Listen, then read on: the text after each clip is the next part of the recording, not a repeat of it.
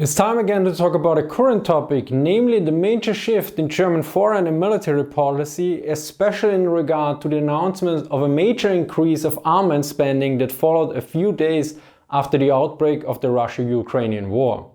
For this we also took at the bleak statement of the command of the German army about the desolate state of the German armed forces on the morning of the outbreak of the war. Additionally, we look at the state of the German armed forces, the Bundeswehr, in the last few decades and the relationship of the German society towards the Bundeswehr since 1945.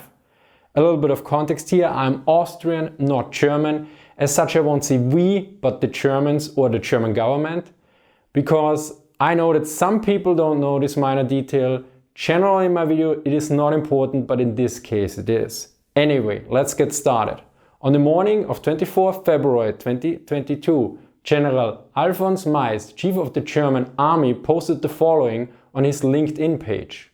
You wake up in the morning and realize there is war in Europe. Yesterday we held a values day in the army. At the core was the question, what are we serving for? It has never been easier to make that clear to the generation that didn't live through the Cold War. I would not have believed in my 41st year of service in peace that I would have to experience another war. And the Bundeswehr, the German army that I'm privileged to lead, is more or less bare. The options that we can offer the politicians to support the alliance are extremely limited. We all saw it coming and were not able to get through with our arguments, to draw the conclusions from the Crimean annexation and implement them. This does not feel good. I'm pissed off. NATO territory is not directly threatened yet, even if our partners in the East feel the constantly growing pressure.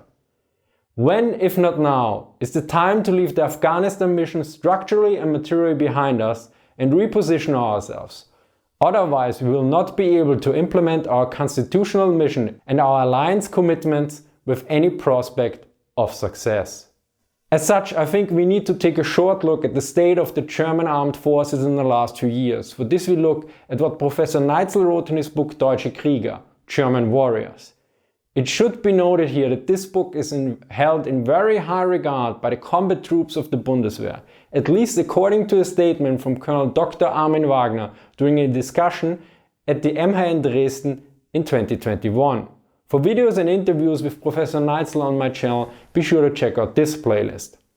After the end of the Cold War, the necessity for Germany and many other countries to maintain their armed forces decreased. Additionally, the war on terror required quite different capabilities, which led to a major reduction in conventional heavy weapons like tanks, artillery and anti-aircraft systems. Similarly, experiences with units above company or battalion level was limited or even non-existent. The situation after the annexation of Crimea by the Russian Federation in early 2014 is described as follows.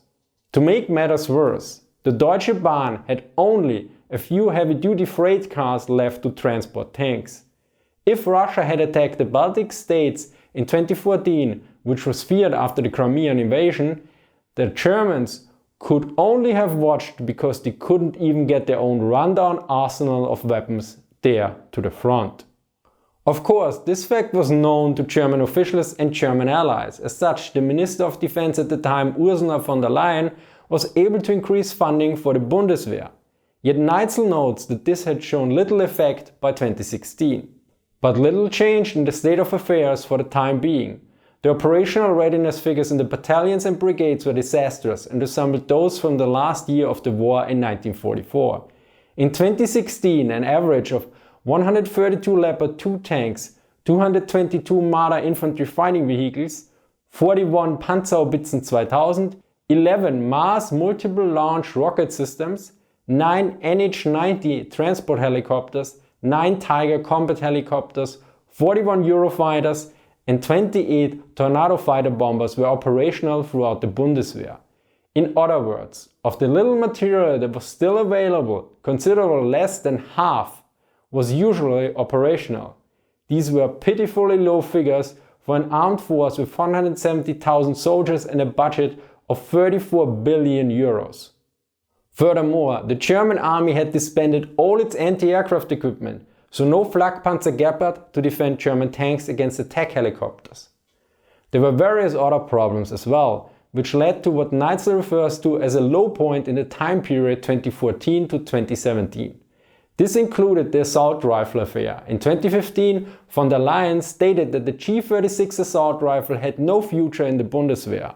I'm sparing you the details here, but this led to a lawsuit of Heckler & Koch against the German Ministry of Defense, which Heckler & Koch won. Yet probably for far greater importance was the following.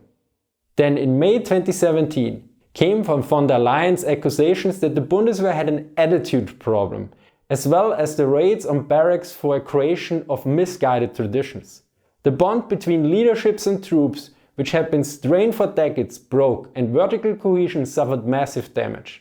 The situation has probably never been worse in the history of the Bundeswehr, and one has to go back to the end of the 1920s to encounter comparable dissonance in civil-military relations.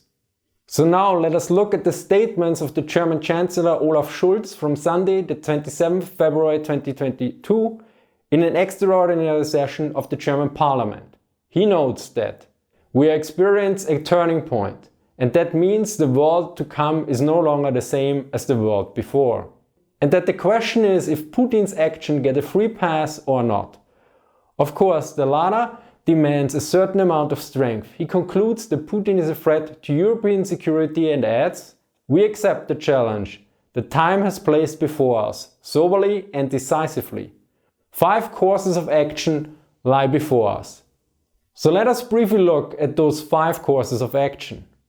About the first point of action, Scholz notes, first, we need to support Ukraine in this desperate situation. We have also done that in a big way in the past weeks, months and years. This seems a bit odd, since Germany was made fun of in the last few weeks for providing 5,000 helmets to Ukraine, while several other countries sent weapons. Yet even worse, Germany initially blocked at least one other country from sending old German equipment, like Estonia in January 2022, who wanted to send artillery to Ukraine. This block was lifted on the 26th February, so just after the war had started. So I don't really know what the major support Germany provided before the invasion. Far more important is the following part. This new reality requires a clear response. We have given it. As you know, we decided yesterday that Germany will supply Ukraine with weapons to defend the country. The German government agreed to send 1,000 Panzerfaust 3 anti-tank rockets and 500 Stinger anti-aircraft missiles to Ukraine. About the second course of action, he notes, "Ladies and gentlemen, our second course of action is to dissuade Putin from his course of war." He expands that in cooperation with the EU countries, major sanctions have been issued that should cut off Russian banks and state corporations from financing. Additionally, important technologies won't be exported and the money of Russian oligarchs in the EU will be targeted as well. He adds that he is aware that these sanctions likely won't have any influence on the short run. He continues, "Our guiding principle remains the question, what hits those responsible the hardest? Those who are at fault, not the Russian people." He states that this distinction is very important, in particular in regard to reconciliation between Germans and Russians following the Second World War. This brings us to the third course of action. Ladies and gentlemen, the third major challenge is to prevent Putin's war from spreading to other countries in Europe. That means, without any ifs or buts, we stand by our duty to stand by NATO. He adds that support for Eastern allies of the NATO has been extended, particularly for Lithuania, Romania and Slovakia. Additionally, the ships help securing the North, Baltic and Mediterranean seas. The fourth course of action is likely the most important, because it is about money. Scholz notes, "So we have to ask, what capabilities does Putin's Russia have and what capabilities do we need to counter this threat today and in the future?" He continues that we should have no illusions and that more money is necessary to defend freedom and democracy. For this, it is necessary to have an effective, modern and advanced Bundeswehr, which can protect Germany. This of course costs money, a lot of money. As such, a one-time payment for 2022 was announced. We will set up a special fund for the Bundeswehr for this purpose, and I'm very grateful to Federal Finance Minister Lindner for his support in this regard. The 2022 federal budget will provide this special fund with a one-off sum of 100 billion euros. Furthermore, he also announced that yearly spending based on the GDP will be increased as well. We will invest more than 2% of the GDP in our defense, year after year from now on. For context, according to the World Bank in 2020 this value was at 1.4%, whereas in 2005 it was at its lowest at less than 1.1%. So this is quite a substantial change. Of course, in 1963 it was at almost 4.9%. Now some of you might know that an increase like this was something Trump demanded a while ago. This is correct.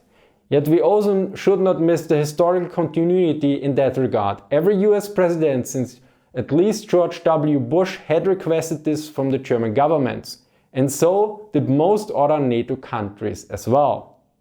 Yet back to the announcement. He also notes a few specific projects and weapon systems.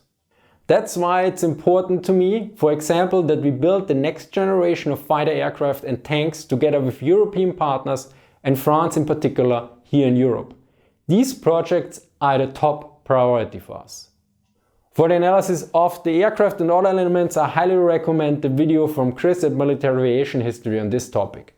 About the tank, here refers to the main ground combat system, a project by Germany and France that goes back to 2012. This new tank should replace the respective main battle tanks, so the French Leclerc and the German Leopard 2.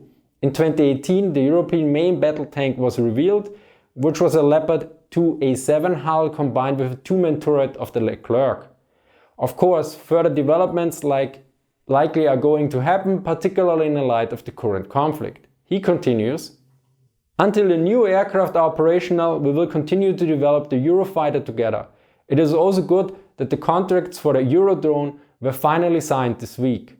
We are also pushing ahead with the acquisition of the armed Heron drone from Israel." Armed drones for quite some time were a hot subject in Germany, particularly with some members of the Social Democrats, and the current Chancellor Scholz is a Social Democrat.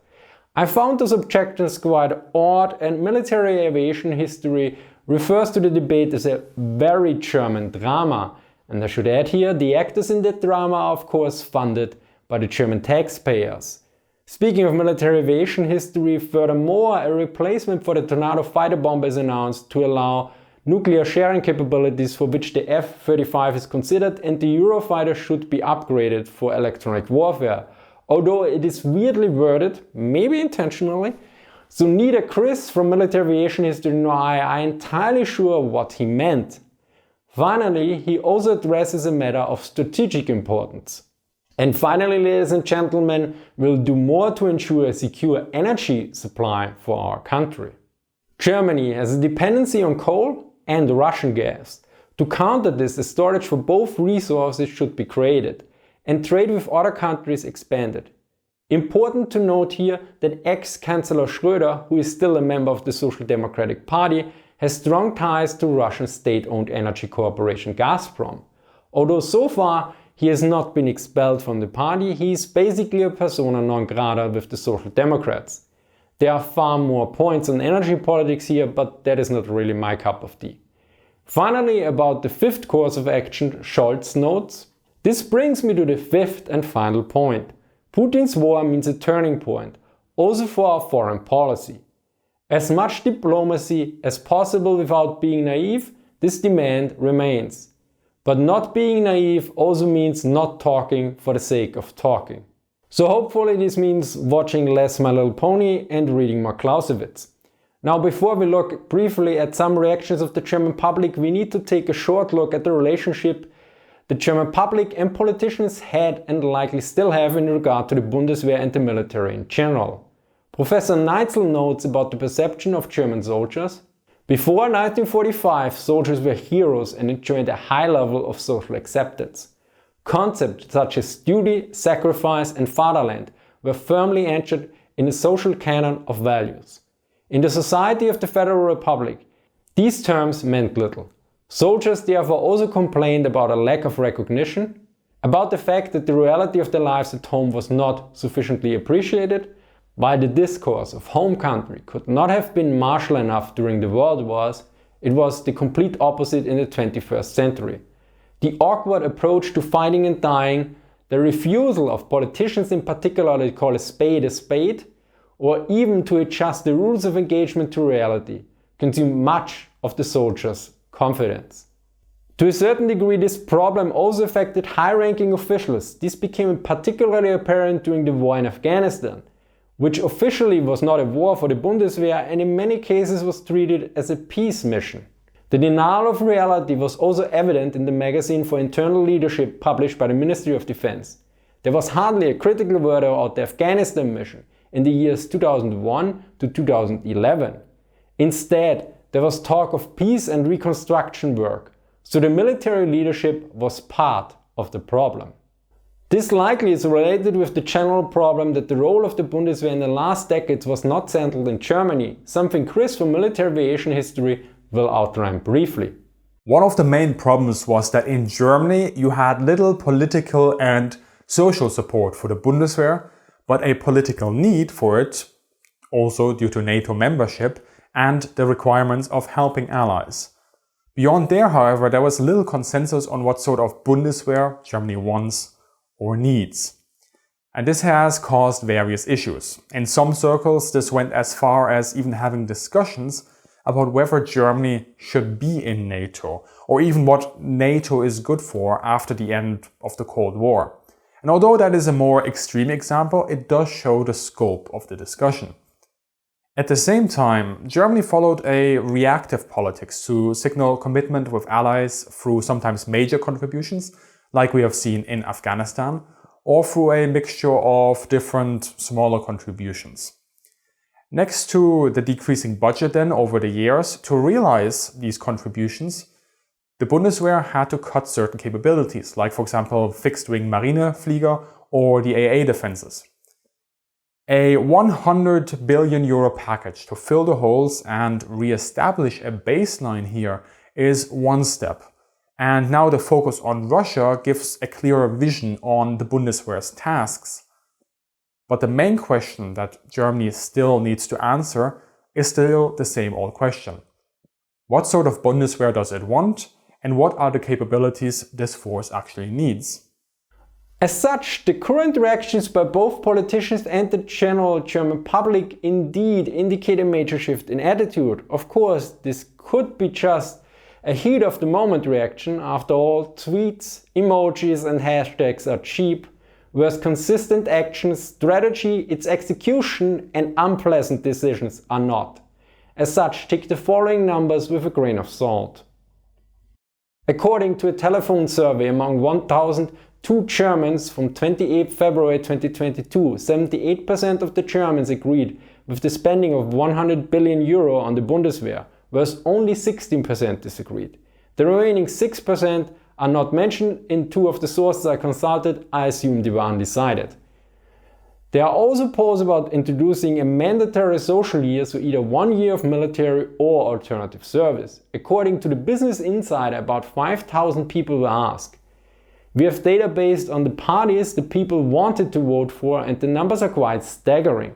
Among the voters for every party, including the leftist party Die Linke, the idea had an approval rate of at least 58%. For the Conservative Party's CDU-CSU voters has 84%. Even Green Party voters are at 72%.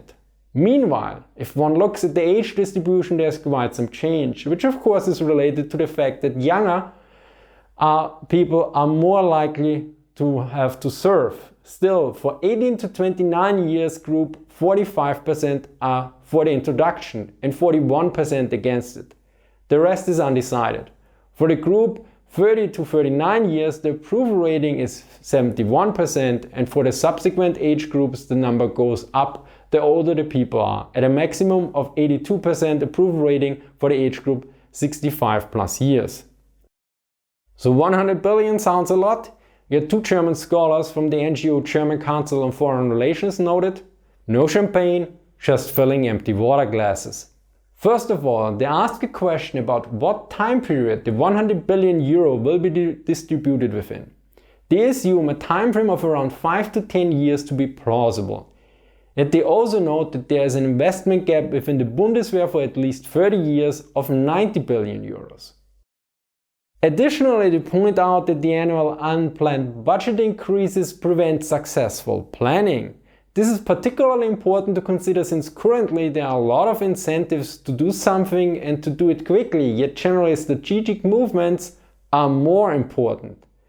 They note on what to look out for: triangle of objectives, political interests, economic efficiency, and military effectiveness. So these need to be balanced properly. They note several conflicting goals, to just mention two. Number one, fast filling of gaps of military equipment. So basically buying military hardware that is available right now. And number two, the preservation or build-up of a proper defense industry. If this sounds oddly familiar, there is a reason for this. Because this is similar to a challenge the Wehrmacht faced pre-war. Of course, the Bundeswehr cannot be compared to the Wehrmacht, but certain structural problems are similar.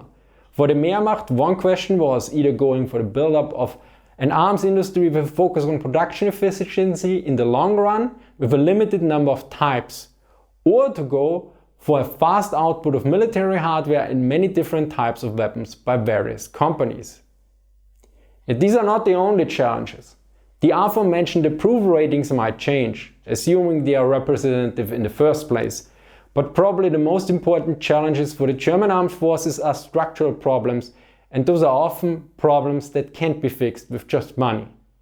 Neitzel points out various structural problems that the Bundeswehr had in the past decades, particularly the bureaucracy. Everyone involved became more and more aware that the armament process was one of the Bundeswehr's biggest problems. More complex weapon systems were almost always too late, too expensive, and took too long to become operational. He also points out that in some cases there were successes as well. For instance, Germany was able to equip its vehicles in Afghanistan with protection against IEDs rather quickly compared to the United Kingdom.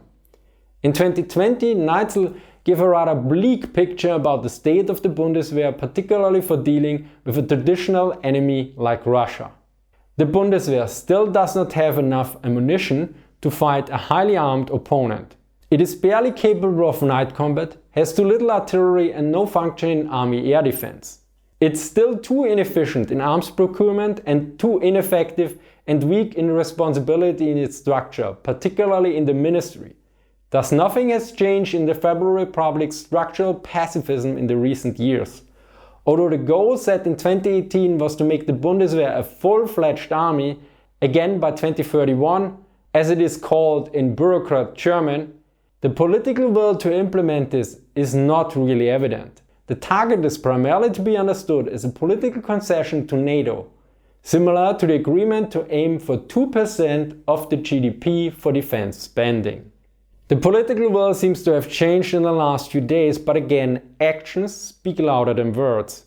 Additionally, some might argue that the Russian army has plenty of problems as well, but in some cases watching Twitter videos might be a bit deceiving. A look at the map of Ukraine clearly shows that the Russian army is advancing, very likely not according to plan, but only time will tell how the conflict ends. Finally, there's one major final point that is quite interesting when it comes to the German armed forces and German bureaucracy in the past and future that we should keep in mind. A culture had apparently established itself in the Ministry of Defense of working towards the anticipated wishes of the political leadership and of suppressing critical voices at an early stage. Keeping in mind that soldiers are career civil servants who are easily disciplined by politicians via the prospect of promotion. Moreover, as early as 1955, the Soldiers' Act created an effective way to tame the military. Even a brigadier general at grade B6 is a political civil servant who can be retired without giving reasons. In case of civilians, this proviso does not take full effect until much higher, from department head grade B9. But regardless of whether the generals were resistant or opportunistic or both, it remains remarkable that the decline of the Bundeswehr could occur so smoothly. To summarize, although the speech by Scholz clearly marks a major shift in German military and foreign policy, the question remains how and how quickly these words turn into actions for various reasons. Overall, I think it will work out, but it might take quite some time and probably some major reorganization and changes in attitudes. Of course, I must add, as a freelancer, I'm highly biased against bureaucracy. In any case, I think this will take far longer than many expect. I hope I'm wrong. While I hope you learned something new, thank you to Chris from Military Aviation History for providing valuable information and feedback for this video. Thank you to Andrew for reviewing the script. Thank you to all my supporters on Patreon and Subscribestar. As always, sources are listed in the description. I hope you enjoyed this episode. Thank you for watching and see you next time.